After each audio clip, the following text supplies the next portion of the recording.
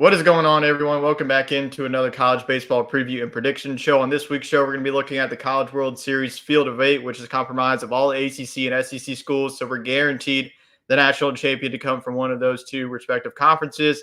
And really no surprise at all. Those have been the two best conferences in all of college baseball this season. But before we get into those picks, so by making our picks from game number one all the way to the national championship series, and crowning the national champion of the 2024 college baseball season. We're going to be doing a little bit of recap of the super regional round. That round started with 16 teams and now has been cut down to 8 teams that we'll see compete against each other starting on Friday in Omaha, Nebraska. So let's get to the first super regional here, which featured the number 1 national seed, the Tennessee Vols, facing off against the Cinderella story, the number 4 seeded Evansville Purple Aces. And Evansville coming into this, they were heavy underdogs. Really, no one gave them a shot. But you got to tip your cap to Evansville in this one. They really competed hard for 3 games. The game got away with them in game number 3. They got up 1-0 in the top of the first inning. But after that, Tennessee put on 12 runs in a 12-1 victory, as we see the Tennessee Volunteers make it back to the College World Series and back-to-back appearances. 3 out of 4 years that this team has made it to Omaha. So Tony Vitello definitely doing a fantastic job down there in Knoxville. And the next one featured another SEC team, the number 2 seeded national seed Kentucky faced off against the number 15 seed national seeded Oregon State. And this was a clean sweep as Kentucky moves on to the College World Series for the first time ever in program history. This program has been on the doorstep past couple of years, especially last year. They made it all the way to the Super Regional before getting bounced by eventual national champion LSU. But Kentucky's pitching staff, you got to say that they were the MVP of the weekend. Oregon State, you look at this ball club featured with the Pac-12 Player of the Year with Travis Bazana. They really held them in check as Oregon State's offense, high-powered it was not high-powered at all this weekend as they only had 3 hits against this Kentucky pitching staff as Kentucky won game number 1 in convincing fashion, 10-0. And then they had some fireworks late as in the top of the 7th inning, they had a runner on second, and Oregon State threw a wild pitch that got to the backstop, and that runner from second base scored as Kentucky held on in the final innings to win this one 3-2 and advance to Omaha, Nebraska for the first time in their school's history. So we see Nick Mingione's squad get to the dance for the first time ever. So next one, we feature an ACC versus a Big East school with the 8th-seeded Florida State Seminoles facing off against the number 2 seed UConn Huskies in Tallahassee. And in Florida State in game number 1, they really showed that they wanted to get back to Omaha, and they did that with a 24-4 victory against the Huskies. A lot of home runs hit in that game. UConn was able to bounce back in game number 2, forced it to extra innings, but Tibbs in the top of the 11th inning hit a 2-run blast as Florida State moves back to a place that they're quite familiar with in the College World Series. This was a team last year that I mentioned in last week's show that they did not even make the ACC tournament nor the NCAA tournament. So they missed the tournament for the first time in 40-plus years, and now they're back in Omaha. Next one is Athens Regional, which featured 2 national seeds, the number 10 national seed NC State Wolfpack facing off against the number 7 seeded Georgia Bulldogs. And this was quite the script for the first 2 games. It was 2 blowouts. NC State put up 11 runs in the top of the second inning to win this one 18-1. And then Georgia pretty much did the same rinse and repeat as they won 11-2 in game number 2. But the main story in this one, Charlie Condon did not have a great week, only 2 hits against the Wolfpack overall in the weekend as NC State won game number 3, 8-5. And this is the first time that we see the Wolfpack advance onto the College World Series since that debacle with too many players had caught COVID, so they didn't have any left players on their roster. So Vanderbilt took their place in the National Championship Series. So NC State definitely going to be on a revenge tour for that. But this is a team that's really looking scary. It's definitely going to be a tough out in bracket number 2 with all those SEC teams piled up with each other. The next Super Regional was another clean sweep is the Charlottesville Super Regional. And I keep picking against Virginia, and they just keep proving me wrong. This is a team that's really been consistent. If you're a Virginia fan, you got to feel confident about the way that your ball club has been playing. And I feel like Virginia, they're just a lock every year to make it to the College World Series. A very consistent program that they are. So we will see if they can advance to the College World Series finals and win a national championship, would be their first in that since that 2015 season, since they beat Vanderbilt. But this was a real dominating fashion. Kansas State wasn't really in any ball games. They were in game number 2 for a minute, and then Virginia really piled it on late there, adding on 10 runs in the 10-4 victory as Virginia advances on to the College World Series, which feels like it's like they just been there every season. So congratulations to Virginia. Moving on, and in the Clemson regional, this was definitely a super regional to watch, especially game number 2. But the 3 seed Florida advances on against the number 6 national seed Clemson Tigers, and this was 2 high scoring ball games. And you got to give credit to Brandon Neely once again. He was absolute stones in the Oklahoma State regional. He went 5 innings in that regional, and then he pitched in back-to-back games. In game number 1, he went 4 innings, and then in game number 2, he pitched over 50 pitches and gave you some quality innings to keep that Clemson offense at bay. But you really like the way that Florida's playing. They were a preseason number 2 ranked team.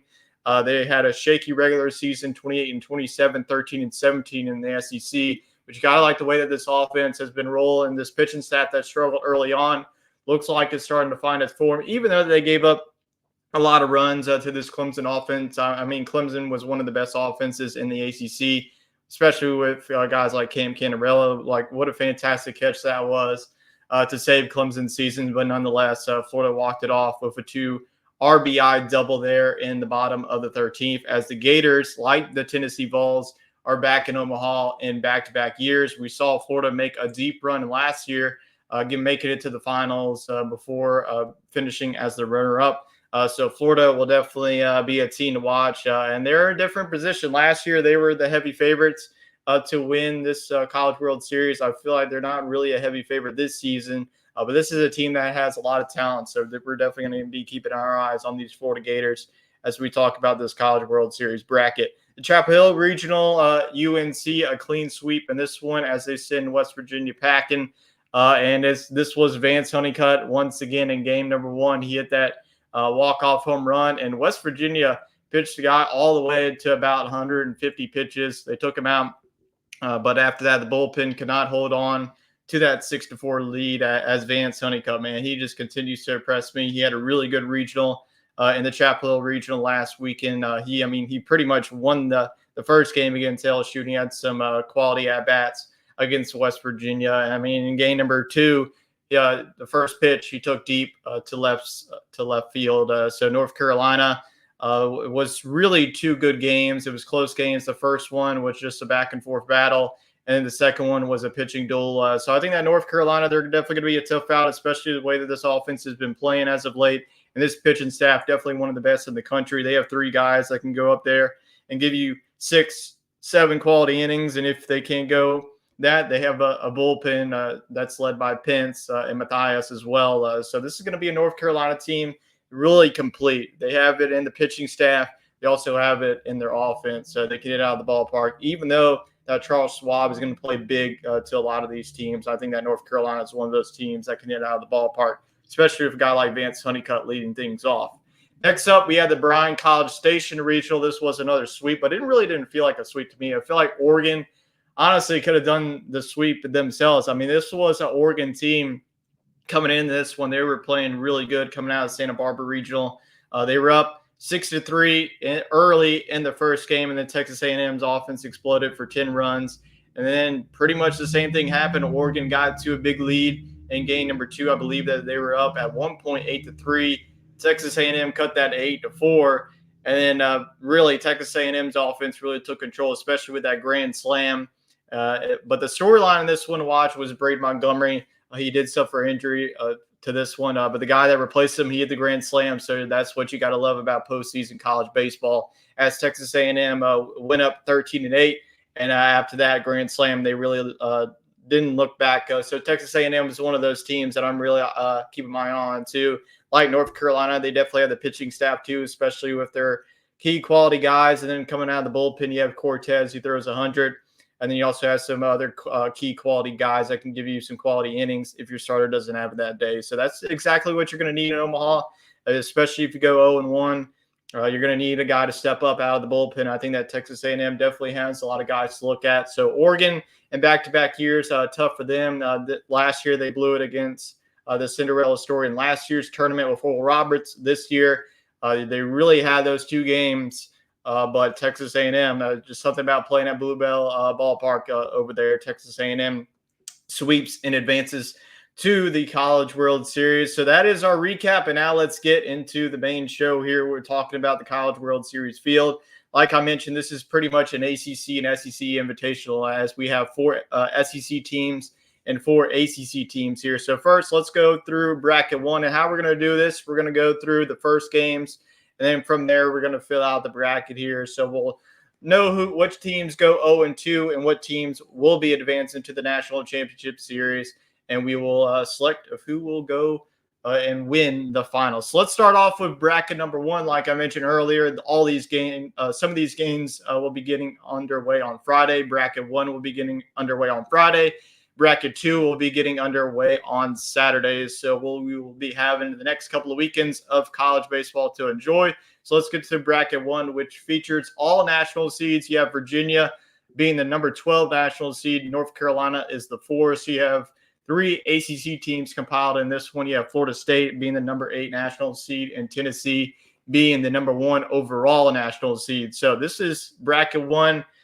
You see it here. Tennessee's the lone SEC facing off against 3 ACC teams, and then NC State in bracket number 2 is the lone ACC school facing off against 3 SEC teams. So starting off with the first game is going to be Virginia and North Carolina. This will be the early game on Friday.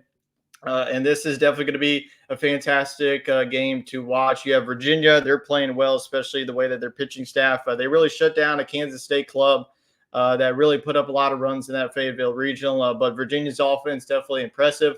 Like I mentioned, North Carolina, they definitely have 3 starters. They're probably going to go with their freshman ace here, I would have to assume. But I just think that if their lineup can stay hot, I think that North Carolina will ultimately win this one. So I have North Carolina advancing on to the 1-0 game and Virginia falling once again. But hey, if you're a Virginia fan, you want me to pick against your team because it feels like every time that I pick against them, they win. But I have Virginia going 0-1 to start this one. It's definitely going to be tough to send in one of these teams 0-2. But that's how this field is. It's a loaded team. They're going to have some talented teams. They have to make an early exit. So in the nightcap on Friday will be the number 8 seed Florida State Seminoles facing off against the number 1 overall seed, the Tennessee Vols. And Florida State, really liking the way that they're playing their offense. If they can keep it up, I definitely think that this could definitely be a high-scoring game. Tennessee's offense, I mean, this is Tennessee's offense versus Florida State's offense. I think that the pitching staff have been shaky as of late. I mean, Florida State only gave up 4 runs against UConn, and they gave up 8 runs in game number 2. So Tennessee also against Evansville.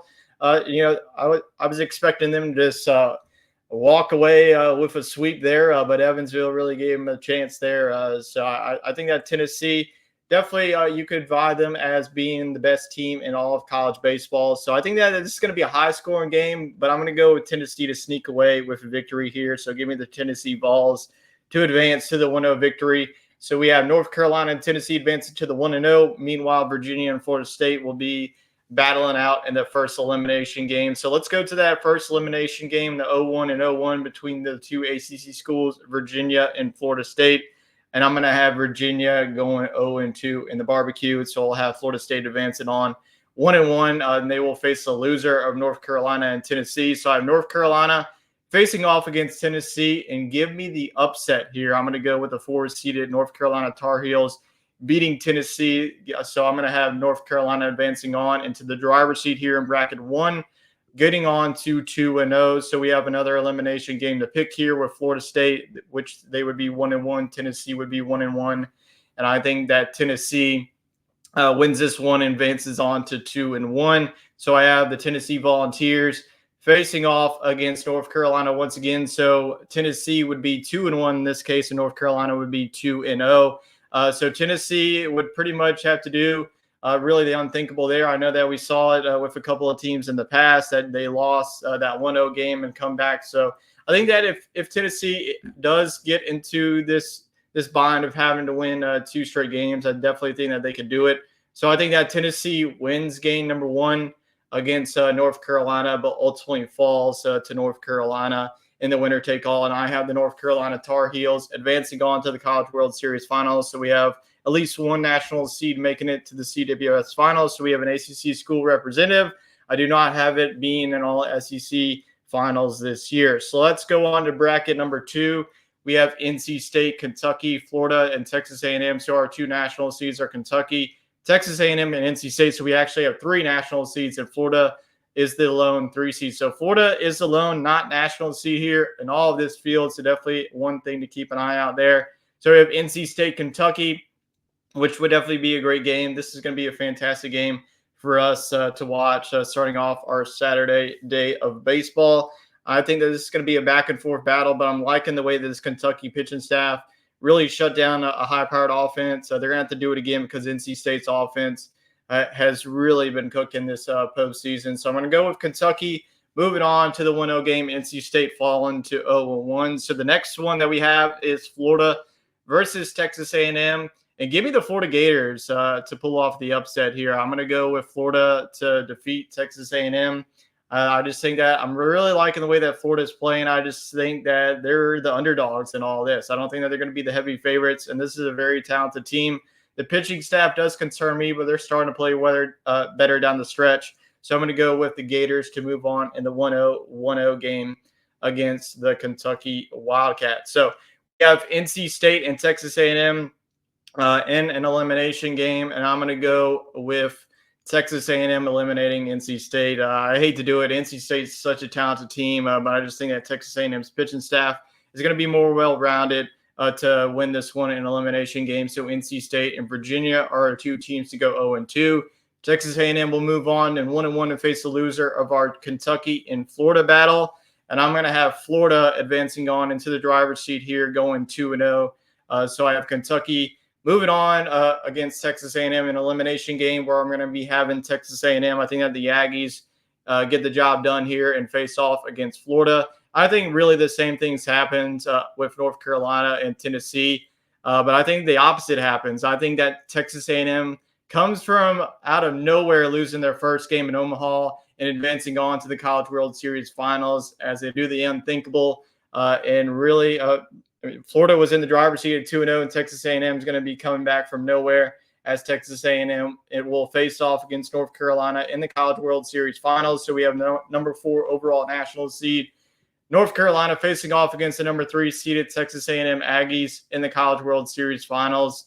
And give me North Carolina in 3 games. So I have the Tar Heels representatives out of the ACC. It's really been a couple of years since the ACC team has won it. It's been since 2015 since Virginia has won it all. But I just really liking the way that this North Carolina team has been playing. So give me North Carolina over Texas A&M in the College World Series finals. So that's going to be it for our prediction show. Let me know down your predictions and who do you have taking home the national championship to end this college baseball season. So we appreciate all the support throughout this college baseball season, and we will see you next time right here on the Sports Scramble Media Channel.